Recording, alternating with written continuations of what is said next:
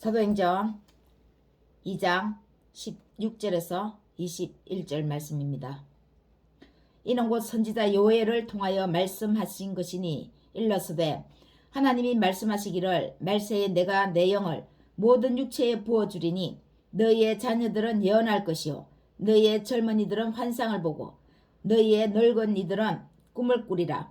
그때에 내가 내 영을 내 남종과 여종들에게 부어주리니 그들이 예언할 것이요 또 내가 위로 하늘에서는 기사를 아래로 땅에서는 징조를 베풀리니 곧 피와 불과 연기로다. 주의 크고 영화로운 날이 이르기 전에 해가 변하여 어두워지고 달이 변하여 피가 되리라. 누구든지 주의 이름을 부르는 자는 구원을 받으리라 하였느니라. 아멘.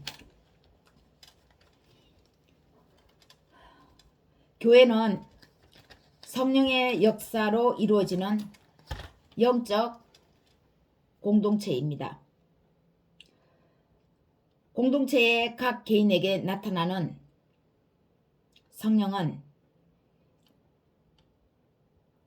나타나는 그 모습은 각기 다릅니다.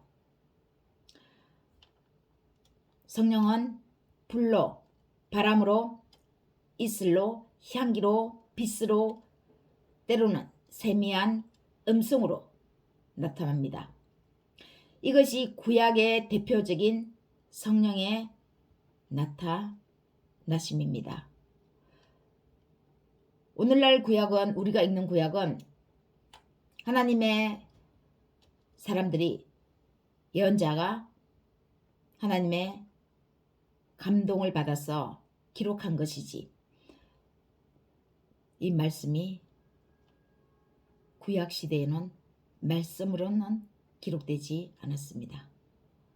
그래서 선지자들은 하나님의 임하심을 어떻게 알 수 있었습니까? 특정한 사람에게 나타났고 특정한 그들에게 불로, 바람으로, 이슬로, 향기로, 빛으로, 세미한 음성으로 이렇게 나타난 것입니다.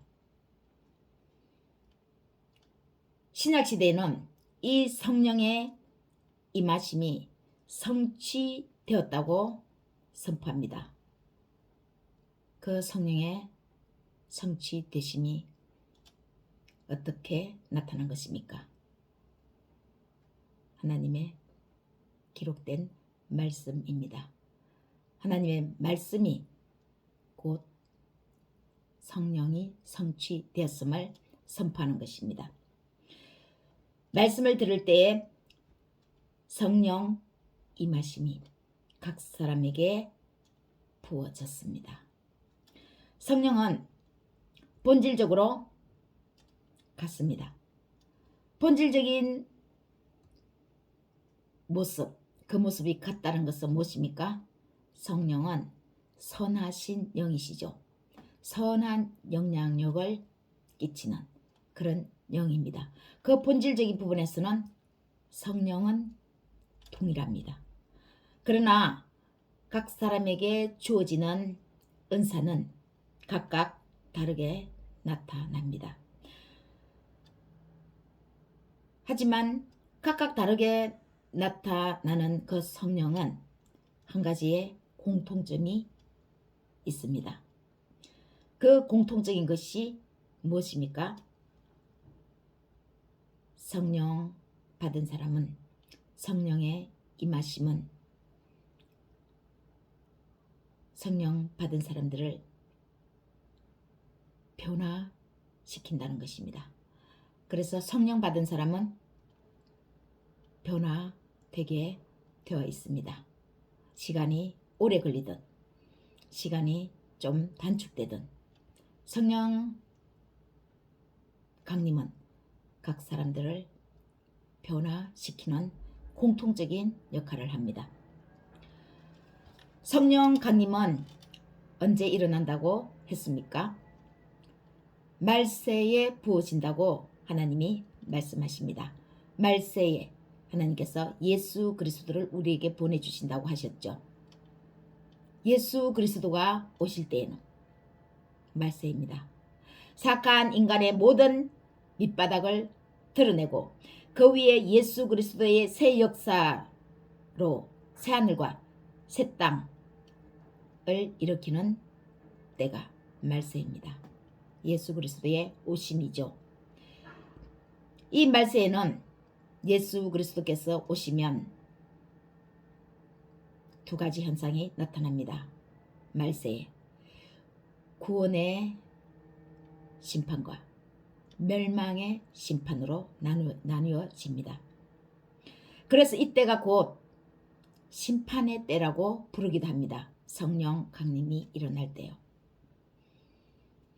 성령은 모든 육체에 부어진다고 말씀하시듯이 세상에 오신 예수 그리스도는 모든 사람에게 오셨습니다. 어떤 사람에게는 오시지 않고 어떤 사람에게는 오시기 위해서 부분적으로 오신 것이 아닙니다. 모든 사람에게 열린 문으로 오셨죠. 그러나 또한 모든 사람이 다 받지는 못했습니다.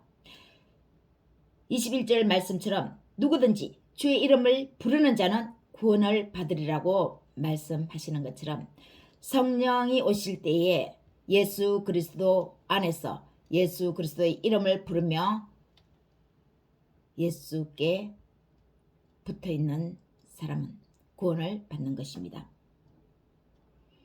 성령 강림은 이와 같이 어떤 사람은 구원의 날이 되겠지만 또 어떤 사람에게는 멸망의 심판의 날이 되는 것입니다.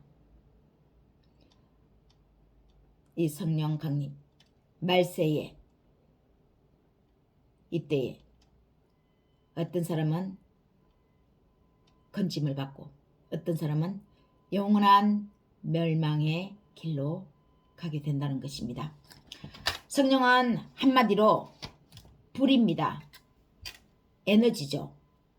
불붙은 곳에 바람이 불어대면 어떻게 됩니까? 순식간에 활활 타올라 불바다가 됩니다. 산불이 그렇게 무서운 것이 산에는 막힘이 없죠. 다 뚫려 있습니다. 그 뚫려 있는 곳에 조그만한 불씨가 나타나면 순식간에 바람에 의해서 환한 불바다가 됩니다. 대단히 역동적인 소재가 에너지입니다. 하늘에서 부어지는 역동적인 에너지, 성령을 받으면 성령 강림이 일어나면 사람들에게 변화가 나타나기 시작합니다. 불이 이렇게 활활 타오르는 것처럼 성령을 이렇게 불에다가 비유하는 것입니다. 성령이 사람에게 임하여서 그 사람을 일깨우면 그 사람이 활활 타오르면 하늘의 능력을 입습니다. 그 하늘의 능력은 사람이 가히 감당하지 못할 만큼의 강력한 힘입니다. 파워입니다. 베드로가 설교하는데 3,000명이 복음을 믿습니다. 이후 또 설교하는데 5,000명이 구원을 받았습니다. 5,000명이라는 숫자를 계산할 때는 어린이와 여자는 계산에 넣지 않았습니다. 그래서 남자의 수만 5,000명인데 어린이와 여자의 수는 더 많겠죠. 이 수를 합하면 10,000명도 넘을 것입니다. 한꺼번에 설교할 때 하나님의 이름을 부르며 구원을 받는 사람이 이렇게 많은 숫자가 하나님 앞에 돌아왔다는 것입니다. 베드로가 설교할 때 베드로는 단순한 어부에 불과했습니다. 단순한 어부. 베드로가 한 일은 어부로서 평생 동안 고기 잡는 일 외에는 자신이 할 수 있는 일은 없었습니다. 어부의 지식 외에는 베드로에게 무슨 지식이 있었겠습니까? 성령을 받음으로 하늘에서 베드로에게 지식과 지혜를 부어주신 것입니다. 베드로의 설교하는 그 복음은 메시지는 어떤 학교에 가서 학습하지 않은 그런 복음입니다. 하늘에서 내려주신 지식과 지혜입니다. 그를 흔들어 깨우친 것입니다. 맨날 고기만 잡는 업으로서 살아가는 베드로에게 하나님은 베드로가 고기 잡는 어부가 아니라 이제 사람을 잡는 그런 어부가 되기를 원하셨습니다. 베드로에게는 그런 모습이 있었습니다. 그런데 베드로는 깨어날 생각을 안 했죠. 고기잡이에만 몰두하니까 하나님이 어느 날 베드로를 찾아오셨습니다. 이제부터 너는 시몬 베드로 사람을 낚는 어부가 되게 하리라. 그의 고정관념, 평생의 어부로서 고기 잡는 어부로서의 갇혀있는 그 고정관념을 깨뜨리신 분은 성령 하나님이십니다. 그 어떤 사람이 깨워줄 수가 없었습니다. 그의 머리를 흔들고 그의 생각을 깨뜨렸습니다. 그 깨어진 생각에 하늘의 지식과 지혜가 임했습니다. 그의 생각이 산산이 부서지니까 그 속에 이제 깨끗한 그의 영혼 속에 하나님의 지혜, 하나님의 지식을 부어주신 것이죠. 그에게 어부에서의 무식은 온데간데 없고 복음을 열정적으로 불어넣는 하늘의 총명이 그에게 씌워졌습니다. 그래서 베드로가 설교할 때 더욱더 놀랬을 것입니다. 저 사람이 베드로가 맞나? 맨날 허구한 날 책 앉아 보지 않는 어부였는데 어떻게 저런 지식의 말이 저 입에서 나올 수 있을까? 그래서 사람들이 놀랬던 것입니다. 요셉은 꿈을 꾸었습니다. 11볕단이 자신을 향해서 절을 하는 것을 자신의 볕단을 향해서 절하는 꿈을 꾸고 2번이나 연거푸 꾸고 해와 달까지 어머니와 아버지까지 절하는 자신의 표를 향해서 절하는 그 꿈을 꾸고 형들에게 얘기했죠. 그때부터 꿈 얘기를 하는 순간부터 요셉은 미움을 받았습니다. 꿈 얘기를 형들에게 알림으로써 미움을 받고 애굽으로 팔려갔습니다. 요셉이 멀리서 심부름 오는 요셉을 보면서 형들은 그랬습니다. 꿈꾸는 자가 오는도다. 제 꿈이 과연 이루어지는지 우리가 어디 한번 쟤를 팔아볼까?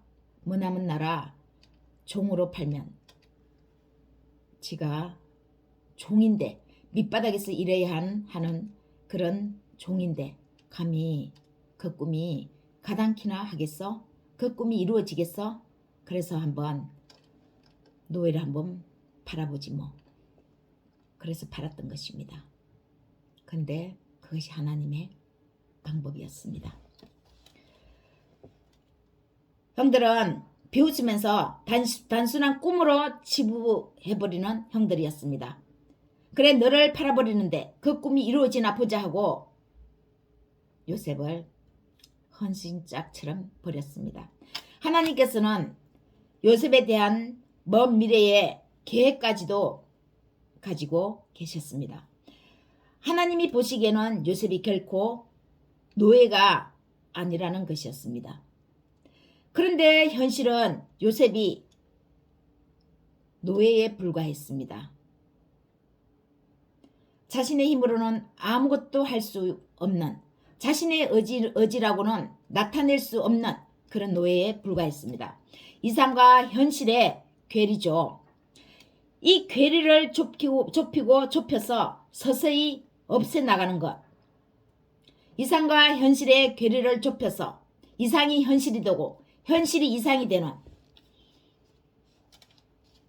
이 역할을 하는 것이, 이 일을 해야 되는 것이 바로 요셉이 할 일이었습니다. 요셉이 해야 하는 일이었죠.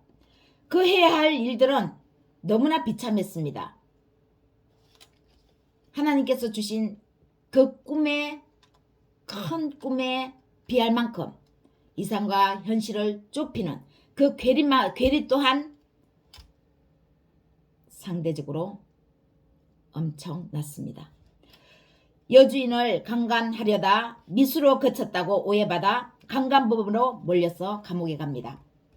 그곳에서 하나님의 보살핌으로 죄수들을 관리 감독하는 일을 맡습니다. 조금 편해졌죠. 그러나 그것도 요셉에게는 희망이 없어졌습니다. 요셉의 도움을 받고 풀려난 죄수 중에서 나가면 요셉의 은혜를 잊지 않겠다고 찾아오겠다고 말했지만 그 죄수는 풀려난 다음에 요셉을 까마득하게 잊어버렸습니다. 기억조차도 하지 않았습니다. 영원히 여기 감옥에서 끝나나 하는 그 순간, 그 시간에 하나님이 요셉을 찾아오셨습니다. 최강의 나라 애굽의 바로 왕에게 제대로 된 지혜자가 없었는데 그 강대국에 바로의 꿈 하나를 제대로 풀어줄 지혜자 한 사람이 제대로 없었습니다. 마치 감옥에서 감옥 생활을 하는 히브리 노예 요셉에게 그 지혜가 뛰어나다는 소문이 들려졌습니다. 애굽의 총리로 임명되는 순간입니다. 여러분, 자기의 앞길이 아무리 칠흑같이 어둡더라도 절망하지 않고 포기하지 않으면 살아남습니다. 누가 합니까? 하나님이 하십니다. 하나님이 성령을 부어주심으로써 일깨워 주십니다. 은혜로서 견뎌내게 하십니다. 성령 강림은 단번에 어려움을 없애고 하루아침에 요셉을 애굽의 총리로 만들지 않았습니다. 성령님이 하시는 것이 순간에 일순간 우리가 저 밑바닥에서 한꺼번에 제일 꼭대기로 올라가는 역할을 하는 것이 아닙니다. 그것은 도깨비 방망이나 하는 그런 수수께끼 동화책에 나오는 것이죠. 성령이 오시면 꿈을 꾸게 합니다. 비전이 없던 사람이 비전이 생기죠. 늙은이가 어떻게 꿈을 꿉니까? 그런 늙은이에게 하나님은 청춘과 같은 꿈을 주심으로써 움직이게 하십니다. 먼 미래의 예언을, 자신의 미래까지 볼 수 있는 예언을 주십니다. 환상을 보게 하십니다. 꿈이 없던 사람이 꿈을 꾸고 목표를 갖게 합니다. 그리고 성령의 임하심은 꾸준히 그 능력을 발휘하게 해주심으로써 마침내 꿈을 이루도록 돕습니다. 성령은 성부 하나님, 성자 하나님, 아버지와 아들의 영이십니다. 아버지와 아들은 우리 곁에 없지만 아버지와 아들이신 성부 성자 하나님께서 우리에게 성령을 보내주셔서 우리와 함께 우리의 삶 속에 생활하게 하십니다. 그리고 우리를 도와주십니다. 성령은 말씀과 함께 역사하십니다. 임하십니다. 베드로가 설교할 때 베드로의 중심 설교는 예수 그리스도의 이 땅에 오심입니다. 설교의 예수 그리스도, 이 땅에 우리에게 오신 분은 예수 그리스도죠. 우리의 삶 속에서 예수님이 빠지면은 하나님과 관련이 없습니다. 그래서 베드로의 설교를 듣는 사람들에게 예수 그리스도의 영이신 선하신 성령께서 임했습니다. 사랑하는 여러분, 말씀 듣는 여러분 모두, 우리 모두에게 성령 강림의 역사가 임하시기를 예수님의 이름으로 축원합니다.